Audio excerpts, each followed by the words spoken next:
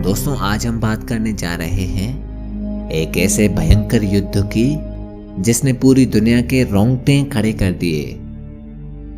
ये एक ऐसी ऐतिहासिक जंग थी जो इससे पहले इंसान ने कभी नहीं देखी थी।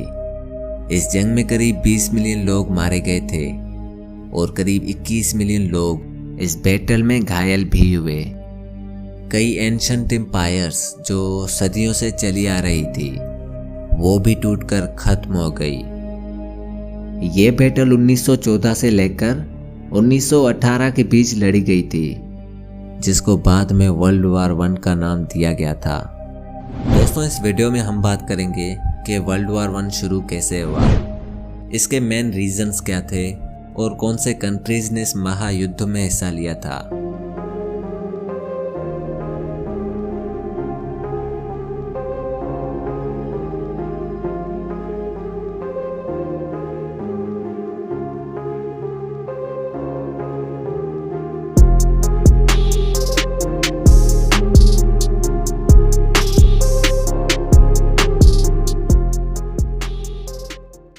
तो दोस्तों सबसे पहले तो हमें ये जानना चाहिए कि वर्ल्ड वार 1 आखिर क्यों लड़ी गई थी, इसके मेन रीजंस क्या थे।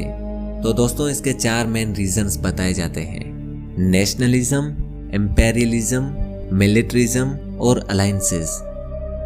तो दोस्तों हुआ कुछ यूं था कि 19वीं सदी के एंड में वेस्टर्न नेशन सिविलाइजेशन के रेस में सबसे आगे थे। पूरे यूरोप में नई नई इन्वेंशंस जन्म ले रही थी, जैसा कि technology, aircraft, military equipment etcetera. Great powers अपनी मिलिट्री को एक्सटेंड करने में लगे हुए थे, जैसा कि उस वक़्त के जो मेजर पावर्स थे Germany, Britain, France, Austria Hungary और रशिया। इनकी मिलिट्री 1870 के कंपैरिजन में 4 गुना ज़्यादा बढ़ चुकी थी। बाल्कन कंट्रीज जैसे कि Bulgaria, Albania, Romania independent declare हो चुके थे। इससे पूरे यूरोप में नेशनलिज्म का वेव चल रहा था। सारे नेशंस जो किसी एम्पायर के अंडर में थे सभी आज़ादी के लिए वार को ग्लोरीफाई करने लगे, जैसा कि ये आखिरी लड़ाई है, उसके बाद तो आज़ादी मिलनी ही है। दोस्तों हिस्टोरियंस मानते हैं कि वर्ल्ड वार 1 की सबसे बड़ी और अहम वजह इम्पेरियलिज्म थी, यानी साम्राज्यत। 1914 में यूरोप का नक्शा कुछ इस तरह से दिखता था। बीच में यहाँ ऑस्ट्रो हंगेरियन एम्पायर थी, जिसमें ऑस्ट्रिया, क्रोएशिया, स्लोवेकिया, बोस्निया, हेर्जेगोविना और भी बहुत कंट्रीज शामिल थी। और यहाँ साइड में रशियन एम्पायर हुआ करता था, जिसके ब्रांचेस एशिया तक फैले हुए थे। और यहाँ ईस्ट में ओटोमन एम्पायर थी, जिसे आज हम सल्तनत उस्मानिया के नाम से जानते हैं। यानी कि मतलब पूरा यूरोप बड़े बड़े एम्पायर से घिरा हुआ था, जिन पर किसी राजा महाराजा का राज हुआ करता था। ये अक्सर आपस में लड़ते रहते थे, जैसे कि Ottoman empire versus Russian empire. इन दोनों की आपस में सदियों पुरानी दुश्मनी थी। रशिया दरअसल ओटोमन एम्पायर से स्ट्रेट ऑफ डर्डेनिल्स छीनना चाहता था, जो कि ओटोमन एम्पायर के अंडर में थी।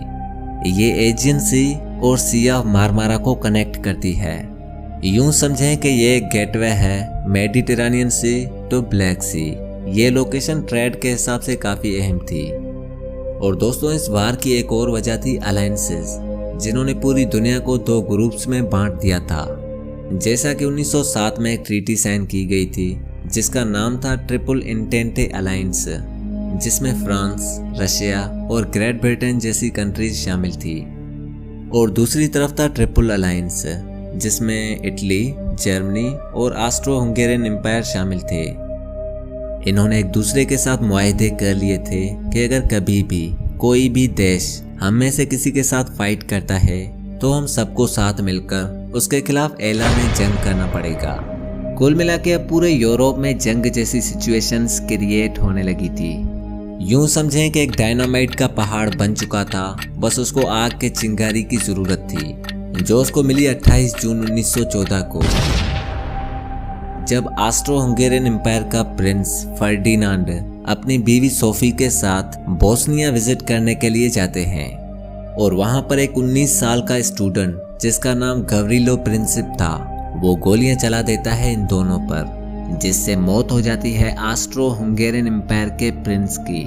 इस वाक्य के कुछ ही घंटों बाद गवरीलो प्रिंसिप को अरेस्ट कर लिया जाता है, जहां पर इनको पता लगता है कि ये एक रिवॉल्यूशनरी था जिसका ताल्लुक ब्लैक हैंड ग्रुप से था, जो कि सर्बिया में वाक़ थी।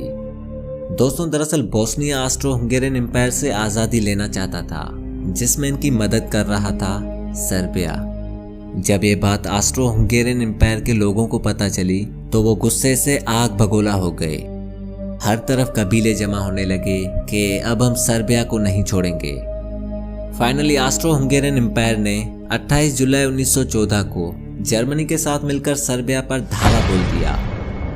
इटली, जो कि ऑस्ट्रिया हंगरी और जर्मनी के साथ अलायंस में था, उसने इस बैटल में इन दोनों को सपोर्ट करने से मना कर दिया, क्योंकि जो एग्रीमेंट इन तीनों के दरमियान किए गए थे उसके हिसाब से जब कोई और कंट्री इनके खिलाफ जंग करेगी तब इन सबको साथ मिलकर उसके खिलाफ लड़ना होगा। पर यहाँ पर तो ये खुद सर्बिया पर अटैक कर रहे थे, यानी ये खुद से किसी और मुल्क को इन्वेड करने लगे थे। तो इटली पीछे हट गया इन दोनों को सपोर्ट करने से। रशिया, जिसके बहुत गहरे ताल्लुकात थे सर्बिया के साथ, तो वो उठ खड़े हुए सर्बियंस की मदद के लिए। और दूसरी तरफ ओटोमन एम्पायर, जिसकी दुश्मनी थी रशियन एम्पायर से, तो उसने ज्वाइन कर लिया जर्मनी और ऑस्ट्रिया हंगरी को और कूद पड़ा इस लड़ाई में।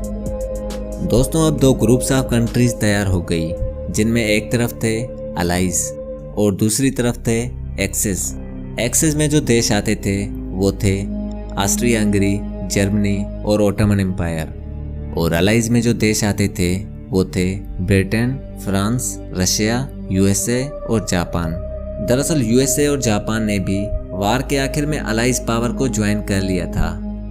तो दोस्तों, पहली जंग अजीम की ये बैटल इन्हीं दो ग्रुप्स के बीच लड़ी गई थी।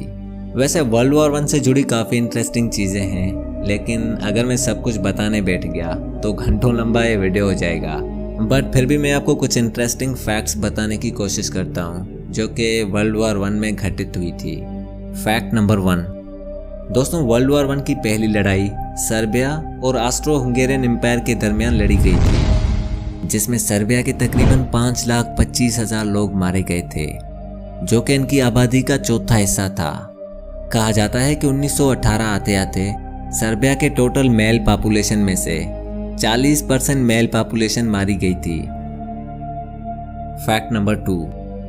दोस्तों, मई 1916 को जर्मनी और फ्रांस के बीच बैटल ऑफ वर्डन चल रही थी। जर्मन्स अपने मोर्चे संभाले हुए थे, फ्रांस को मुकम्मल शिकस्त हो रही थी। उसी बीच जर्मन्स ने अपने किले के अंदर फ्लेम थ्रोवर को इस्तेमाल करते हुए कॉफ़ी बनाने की कोशिश की। बाद में नतीजा कुछ यूं हुआ कि उसी फ्लेम थ्रोवर के आग से इनके अपने बारूद में आग लग गई और 600 जर्मन्स मारे गए। बाद में फ्रेंच फोर्सेस ने आसानी से आकर यह किला अपने नाम कर लिया। Fact number 3। दोस्तों, battle of Somme world war 1 की सबसे डेडलीस्ट बैटल्स में से एक थी। इसकी अगर हम कैजुअलिटीज की बात करें तो इसमें 10 से 12 लाख लोगों ने अपनी जानें गंवाई।